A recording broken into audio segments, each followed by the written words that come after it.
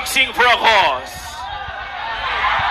Bad Boy ng Cebu versus Ferdinand de la Merced. Sino kaya ang mananalo? Kinsa kaha ang mabunog for tonight's boxing event?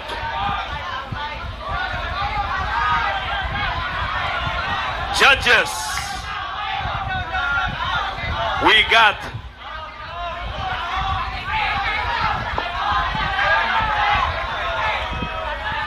now sa tanan, ha?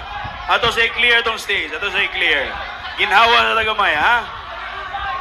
Of course, atong acknowledge the three judges at ringside scoring the bout, J.D. Sanchez, Pocholo Padilla, and Victor Cugal. Before we start, that's on your cue, bell referee, Fernando Ocon. On your cue, wearing white, on the ring. Seryoso na kasanan. Kinsa kaha ang mabunog. Nine mouthpiece wa. Tanawa ko no. Verify lang. Klaruha. Wala rapat tayo sponsor sa dental. Right now, makita ninyo, nagkagulo na. Uy, di sa basta-basta ha. Uy.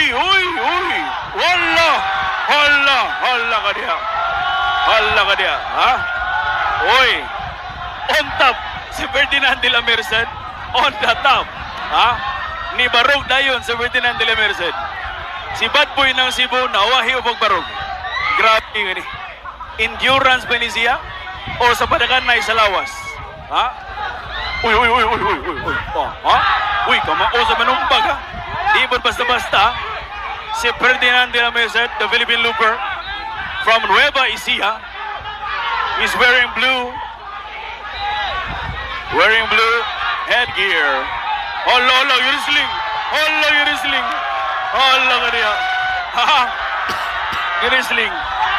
Always on the look. Always on the action.